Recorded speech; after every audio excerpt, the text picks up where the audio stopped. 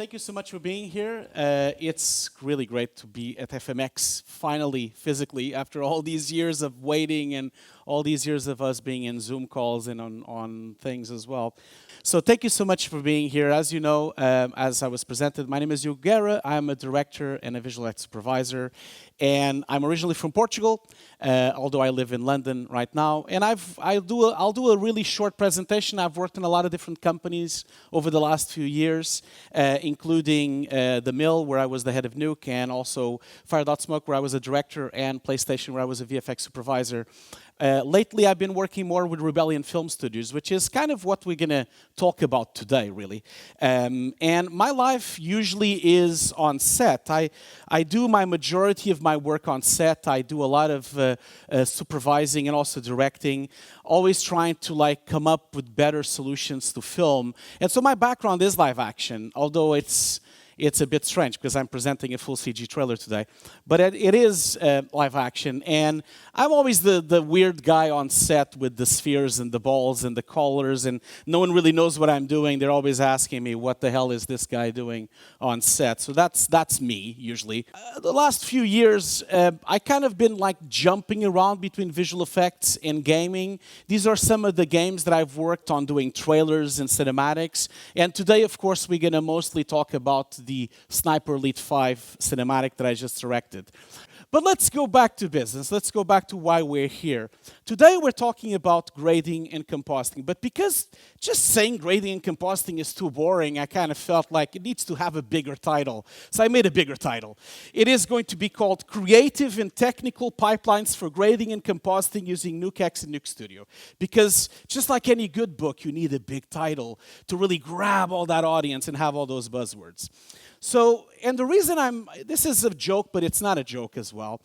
The reason I'm saying creative and technical is because, as you will see on my presentation, I feel that there is a huge amount of technical knowledge that is needed for grading and compositing, but there's also a creative aspect that sometimes we neglect or forget. And so when I'm showcasing a pipeline today, I want to talk about both sides. The creative pipeline of how we think about making a trailer like this, but also the technical side of what kind of equipment and what kind of software we actually need to do something like this. But I'm going to shut up now and let's look at the trailer.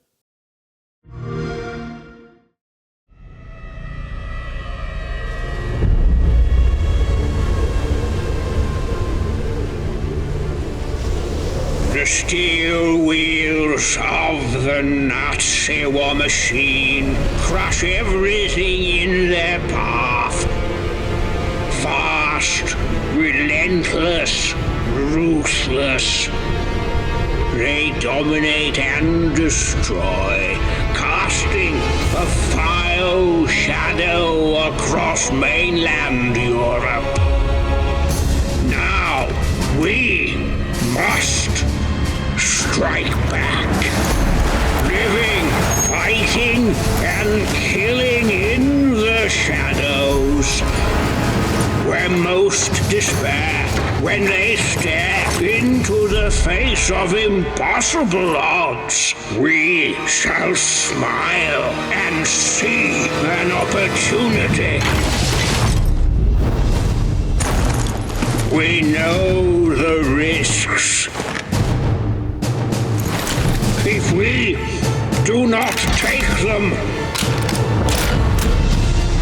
no one else will.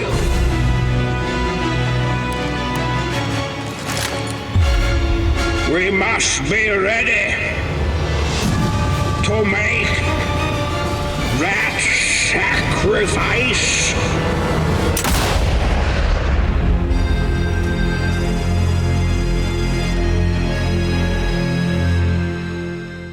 It's coming 2022. Actually, it's coming next month. The game comes out next month.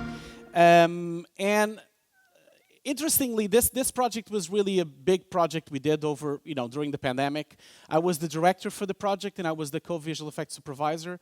But this entire project was done with a lot of people. I'm the face of this project right now here, but obviously there was a huge team effort. We had about 25 people working on this project, and shout out to Rebellion Film Studios, which was the company that helped me achieve this trailer. And obviously, you should really check out the trailer on YouTube, because the trailer is in 4K. It looks much nicer than looking at it through this projector.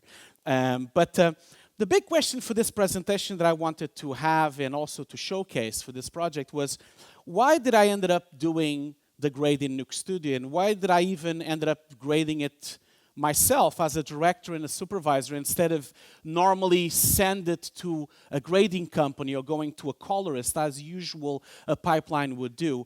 Well, the reason for that is because a lot of times this is how I feel when I leave a grading session. A lot of times, most of the times, I go to a grading session and I am just baffled at how much crushed the image is, how much destroyed the image is, how much contrast it goes in. Because whenever you're on a grading session, you're inside this super dark room. You don't really know exactly how it's gonna look on other screens.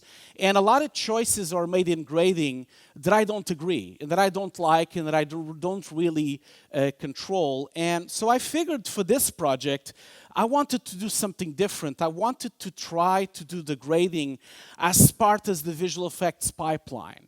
And that is why we ended up doing the grading together with compositing. So we actually did the grade and the final delivery using compositing, and then, of course, little touch-ups at the very end, so that we could have a seamless control for what the image would look like from the very beginning. And the reason why we did this was because, first of all, of course, Nuke is node-based, so it helps you to, it becomes really flexible. It also, it's really much easier to copy-paste setups. That's always the big thing when you're doing grading. You want to really quickly copy-paste setups and really quickly prepare some stuff. It's also because it's pretty cool to do it in compositing, because it becomes so much more flexible. And again, I guess, why not? I'm up for anything, and I was going to experiment this. And so instead of going to Baselight to go to DaVinci, why not try to do it in compositing? And I've been doing that for a few years, because I always really truly believe on an agnostic approach to software and to hardware as well. And I think that all of you should try to do the same as well.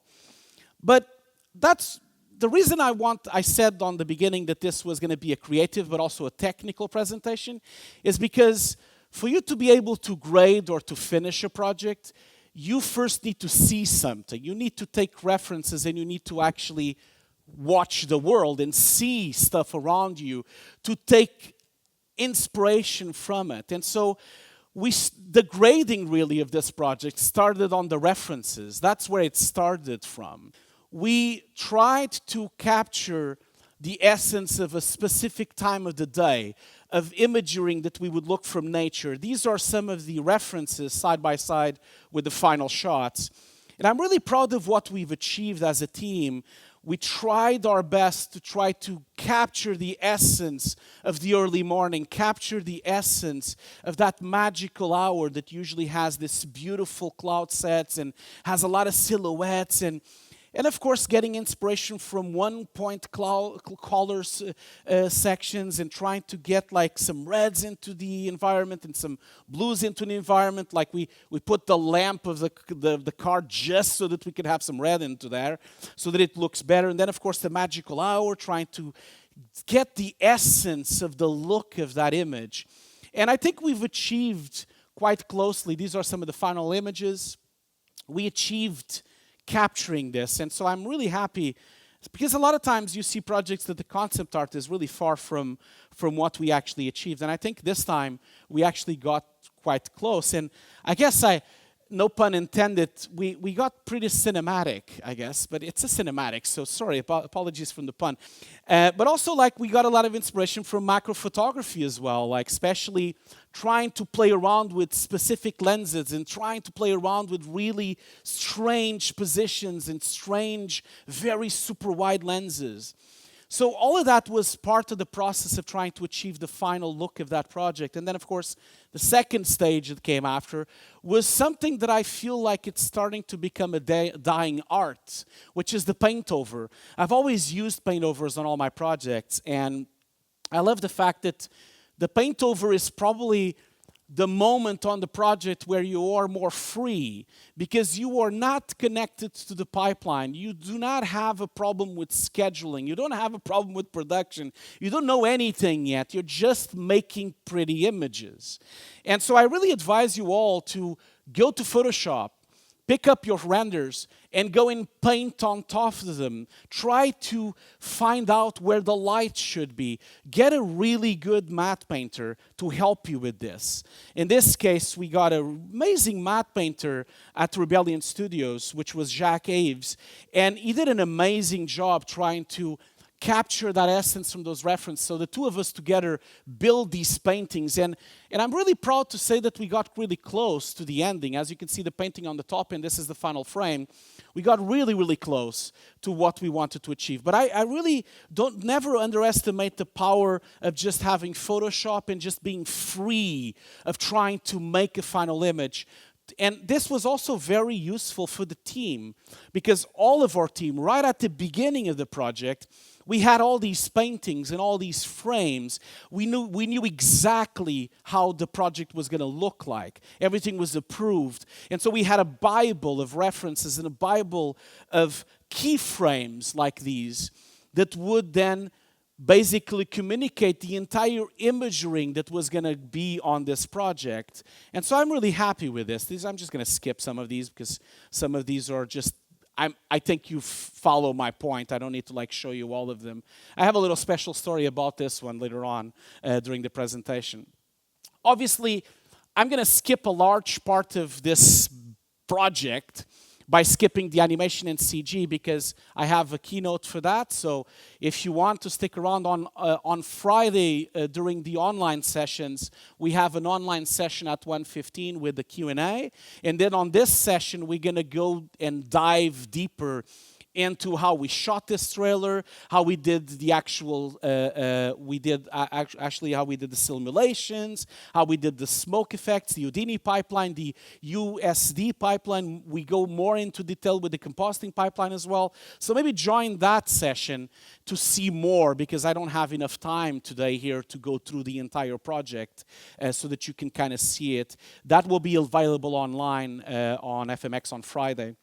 But I'm going to skip all the way to lighting because it is so intricately connected with grading and finishing as well.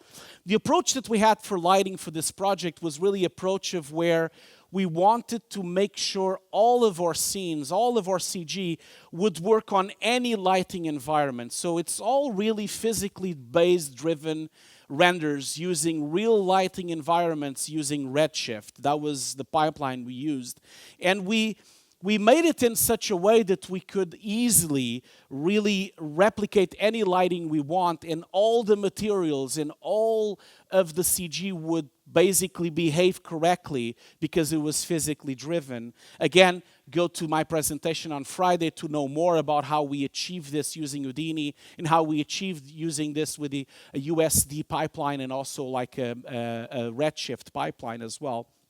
But for this to work, of course, we outputted the typical EUVs and took advantage of the Nuke's pipeline to have multiple EXRs. We splitted the entire EUV setup so that we could control the colors, so we can control everything. Like I said, we were doing grading while we were comping because instead of just waiting at the end to do the grade on the project, where basically you're going to start making windows and masks and really awkward stuff on the image and sometimes destroy some edges and sometimes even damage the image, why not do it when you have total control, when you have your normals pass, when you have your position pass, when you have your object IDs, when you have your cryptomats?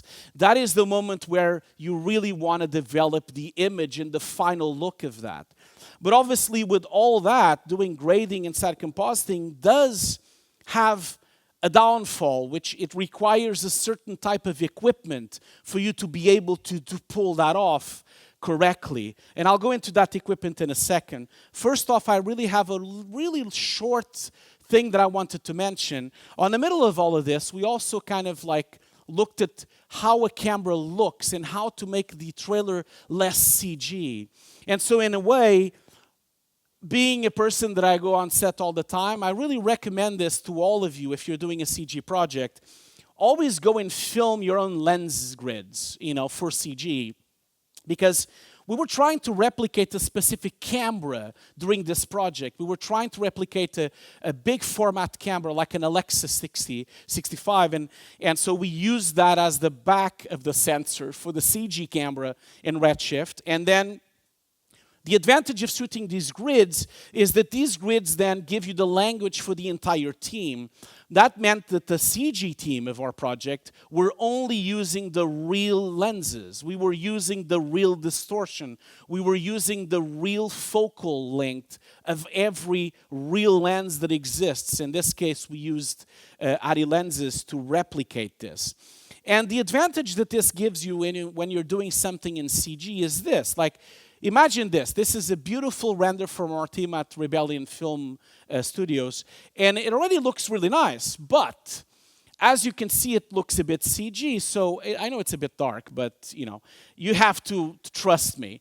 But by applying the lens distortion and by applying the diffusion, by applying the chromatic aberration that you find out by shooting the lens grids, you then can turn an image from this, which is a very clean image, a very CG image, into something like this or something like this. And this was applied on all the shots of this project, so that we could replicate the real lens environments and trying to basically go from this into this, to try to capture the grain, to try to capture the diffuseness, the softness of CG.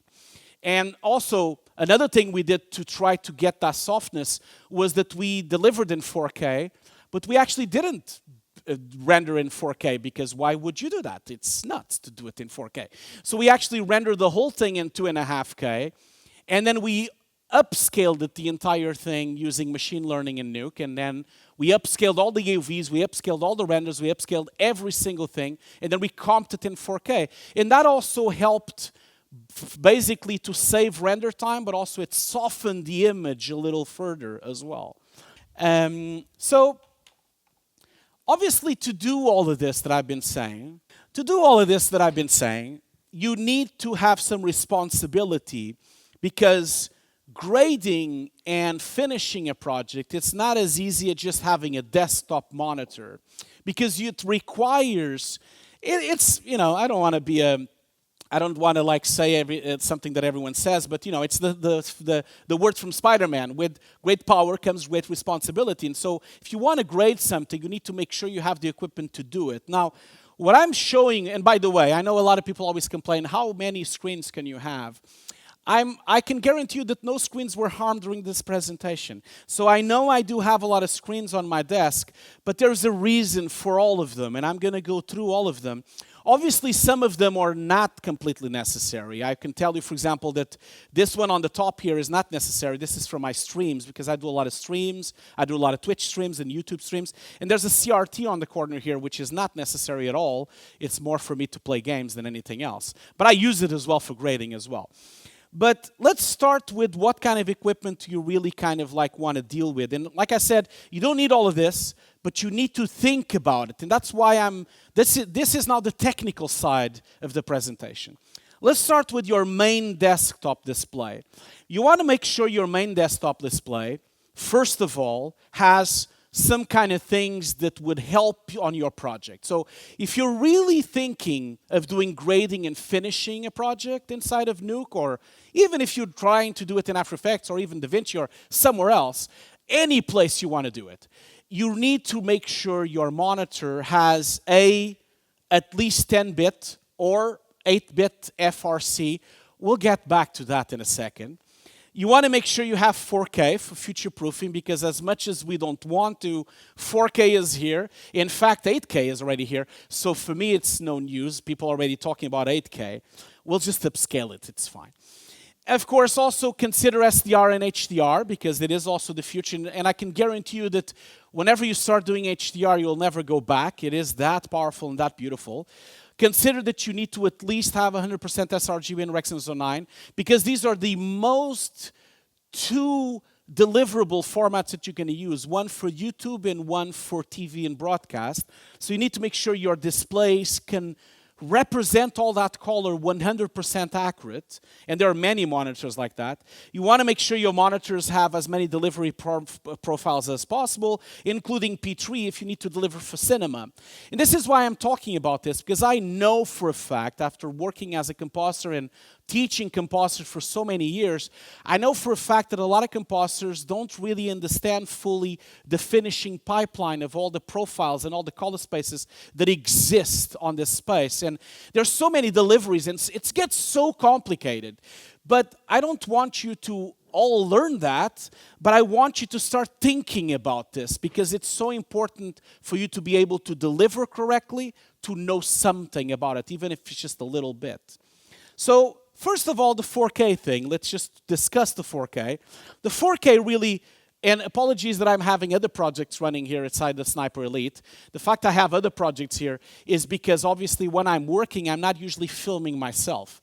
That's not usually the case. So I filmed other clips. The whole thing with the 4K is the one-to-one representation. Having 4K, I know it's tough to read the text, and I know the text rate's really small. There's ways of you fixing this on the operating system, but it allows you to really kind of see more and see closer to what you actually photographed. And of course, HDR and SDR, that old debate, people always kind of tell me, oh, but if I'm delivering 8-bit, why do I need a 10-bit display? Well, you need a 10-bit display because if you're delivering 8-bit, you should always have more than what you are delivering for, so that you can make sure you filter your image, you can make sure you don't lose any quality while you're doing all your composite. And you need to familiar yourself with the delivery formats, at least the main ones, if you're delivering for Adobe RGB, or if you're delivering for sRGB, or if you're delivering for Rec. 9, or if you're delivering for HDR, or whatever you're delivering, you need to make sure you at least know those standards and know what is the advantages and disadvantages of each of them. And that means trying to get your computer to at least be running at 10-bit, to at least be running at 444. This is really crucial, and I know that on the Mac it doesn't say anything here, but you can really set up a Mac for 10-bit as well. You could do that for 30-bit color. And it's really important because, like I said, if you want to finish a job inside of compositing, you need to make sure you fully grasp all this technical knowledge. And we're not going to talk about 8-bit versus 10-bit and 8-bit FRC, and I'm not going to talk about that because that would be a presentation of its own, and it's way too complicated for us to talk about it. And by the way, it's 10 o'clock. It's too early for me. It's 9 o'clock, actually, because I'm from Britain, so it's 9 o'clock, actually. It's way too early for me to be talking about this. And so we're not talking about this today. And if you want, you can go to my YouTube channel. I do have some videos about that. But it's also important that you get to know your monitor, I know, and you need to get cozy with your monitor and really understand what kind of settings it can produce. Do you have sharpening on your monitor? Do you have any processing on your monitor that maybe is damaging the image that you're trying to do? Do you need to switch something off? Do you need to set the monitor to a specific gamma? Like if you're delivering for film, maybe you need a different gamma. If you're delivering for video, maybe you need gamma 2.4. If you're delivering for web, maybe you need gamma 2.2. Try to research this. Try to understand what your displays are doing, because I can tell you that it's always the user's fault. Whenever you get something crushed or dark or with the wrong color space, it's our fault. It's not the equipment's fault, because the equipment has all the settings for that. And with all of this, I'm a huge advocate for people to use video out. As you saw in his presentation, Nuke has always been driving on the forefront of doing video out for years now. I still remember the first time I bothered the engineer team at the Foundry in Nuke 4.7 when they released for the first time. And I told them, where's the video out? Where's the video out? And it took them like to Nuke 4.9, I think, or 5 or whatever to have video out, but it's there. And I know people neglect video out because they think they can just watch it on the desktop, but hear me out, okay? Hear me out how important it is for video out.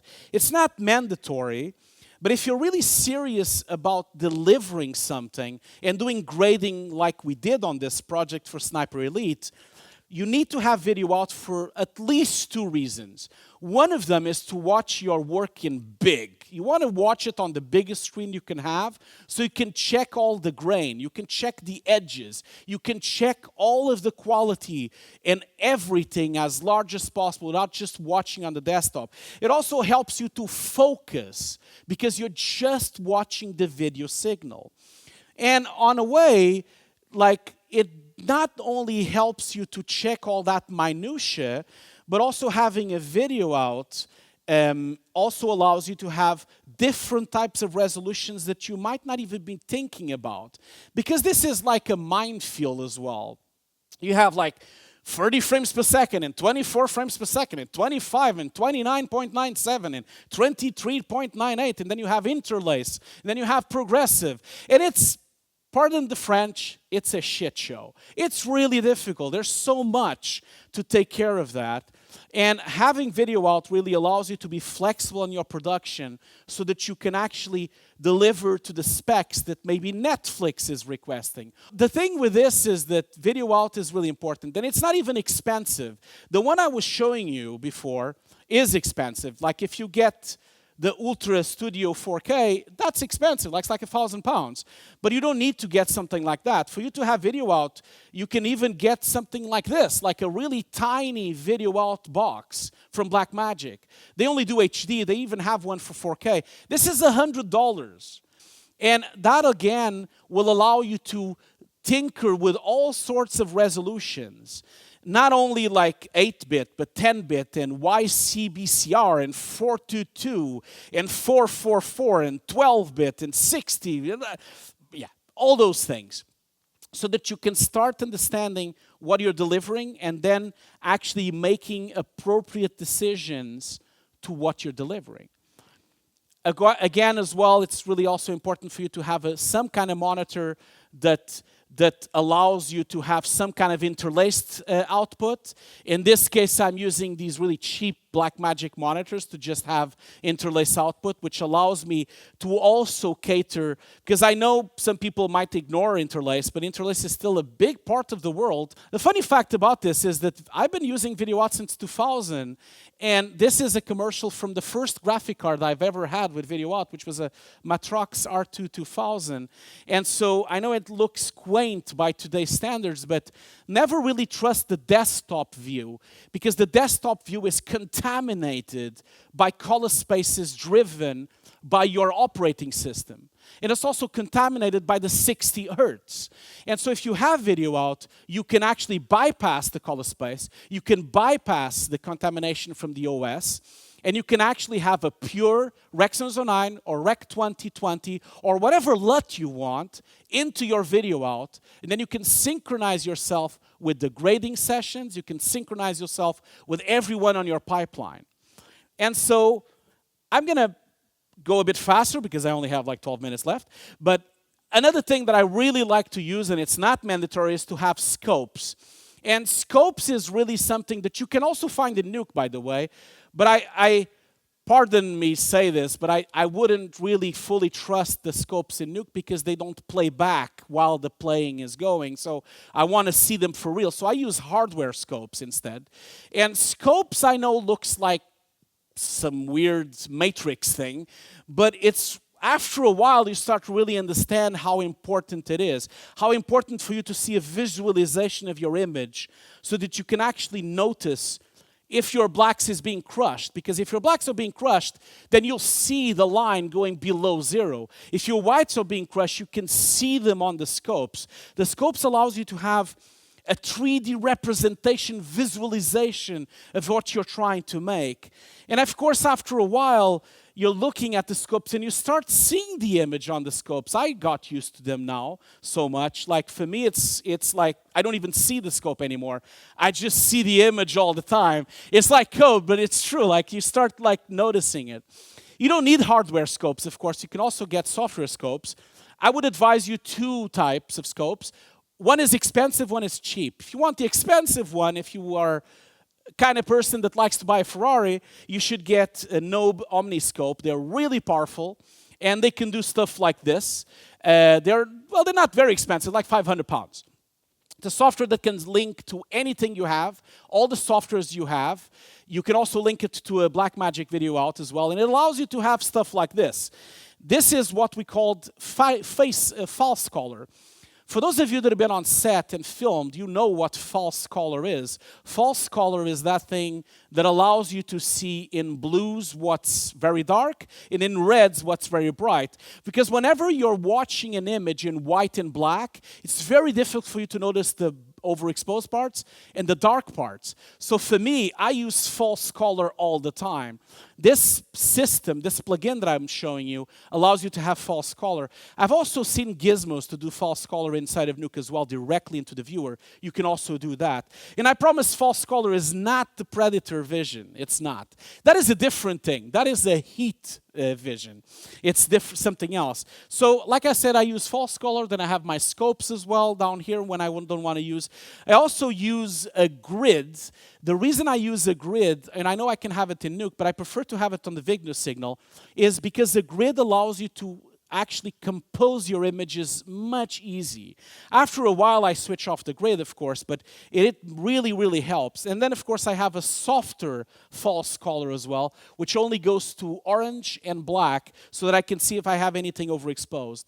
Now, if you want the cheaper version of this, you can use Scopebox. That's only $100, and it does kind of the same stuff, although it doesn't have false color.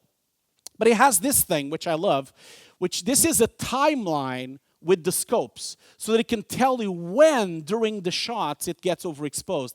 So it gives you representation between shots, so that you don't go from one shot that is overexposed right after to a shot that is overexposed, and then go to a shot that is crushed. You can see the representation of the scope going through the timeline. Obviously, all of this, and I know I'm getting quite technical, all of this needs to be calibrated. I use Calman to calibrate. I use a normal probe to calibrate all my monitors. I tend to calibrate them on batches. So if I'm doing a Rexon 09 production, I calibrate them all to Rexon 09.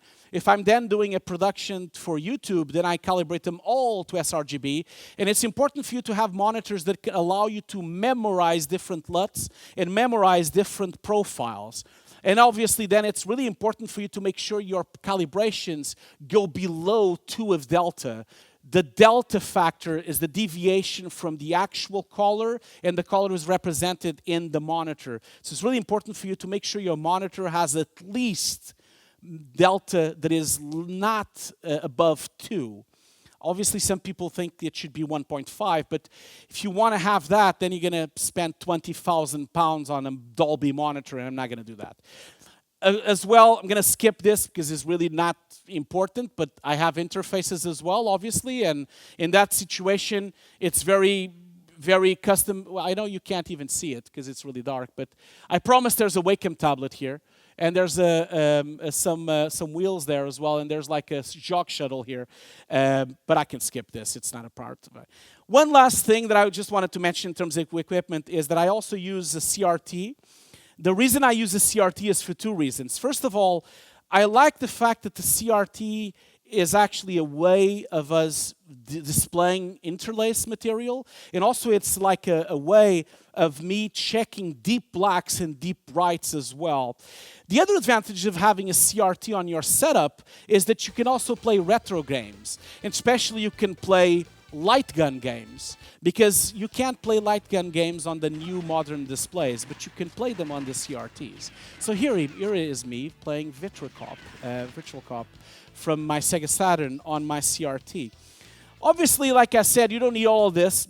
remember that I do Twitch streams and I do YouTube channel streams as well. So obviously I need these monitors as well because I'm doing the stream. I need to see the chat and I need to see what I'm filming, all those things. But now that we talked about the equipment, let's really quickly talk about the grade. And I only have 5 minutes, so this is going to be really quick. Okay, so grade. Here it is. This was the grade. So I just did a multi-screen representation here where we have the output of the Blackmagic, we have the scopes here, and then we have the Nuke script there. Obviously, the entire thing with this is that we started with one shot. That shot was our master shot where we did all of our tweaks. And we approached the grading of this because we already grade almost everything inside of Nuke. We only did some small adjustments in Nuke Studio. This meant that we only really did some soft masks, some ramps, and of course we dealt with setups, we dealt with versioning as well inside of Nuke Studio, so we can version up between the shots, and of course so that we can actually replicate the timeline and deliver several versions to the game studio. And of course, this was the place also we decided to move several things that used to be in compositing into grading. So we moved all the flare setups into grading. We moved all the grain into grading. We've moved all the finessing and vignetting into grading. So that this way, instead of waiting, because you know, when you're compositing something, it's really slow inside of Nuke. So it's much easier for you to render out your entire script in EXR Aces, then move it back into Nuke Studio, and then comp your final grading, final flares, final grain, and vignetting on top of the final render. So we were effectively doing grading on top of the real renders from Nuke. So we were basically doing it like if it was live action, almost like this CG trailer is a finished trailer. It's already all done, and then we've just applied some last-minute details on top of them. And don't worry, I know this is going really quickly. All of this stuff will eventually find itself into my YouTube channel. I will eventually do more videos and more breakdowns where I post this, including I'm thinking of posting them in the entirety. It's about 20 hours, this thing. So I am actually planning to just leave it on YouTube if anyone wants to watch it with maybe some jazz. And that was kind of like the process of grading. Now, I've ran out of time, so I'm not going to go into the breakdowns. I'm going to skip the breakdowns because you can watch the breakdowns on Friday, but you also can watch the breakdowns online as well. I've been posting them on my social media all week as well. So I'm going to just skip to one of the breakdowns, which I really have a really curious story to talk about. So during the time that I delivered this trailer, there was someone that posted this on social media, and they were saying, oh my God, I love these breakdowns. Did you calculate the magnification of the eye based on the real sniper rifle optics? And the answer is no. We basically just used the real eye like an actual photo of the compositor's eye in the thing. It looked amazing in CG. The Rebellion team did an amazing job, but in the end, it was the combination of doing the CGI together with the real eye, and then merging bits and bobs of both the CGI and the real eye to try to accomplish the final shot. And this we did on 2 shots. We did it on the eye, and also we did on the finger as well.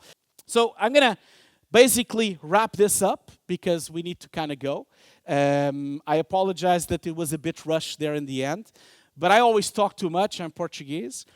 Don't forget to, if you want and if you could, maybe subscribe to my YouTube channel. I have 2 YouTube channels, by the way. I have Hugo's Desk and I have Hugo's Desk Live. Don't forget to subscribe to that. Also, maybe don't forget to maybe follow me on Twitter, on Hugo C. Guerra. Also, maybe follow my Hugo's Desk Twitter as well, which is Hugo's Desk on Twitter. And of course, I have a podcast that I do with Ian Phils from Before and Afters. It's called The VFX Notes. We have 23 episodes, already filmed 30 episodes, and there's a lot more episodes dropping. We're actually recording an episode here at FMX with a surprise guest, which is going to be really cool. And last shout out, if you like vegetarian and vegan food, please follow or subscribe to my wife's YouTube channel. I don't do cooking, she does, but I film it and grade it. And actually, I do the entire thing in Aces, with an Aces color space. It's all filmed in 4K as well. So people ask me if that's CG. It's not CG, it's real food. But yeah, it is filmed in 4K. It's actually filmed in 6K with my Pocket 6K. And it's edited in 4K in HDR in Aces. But then it goes to YouTube and then it looks like shit. But it doesn't matter, right? So thank you so much.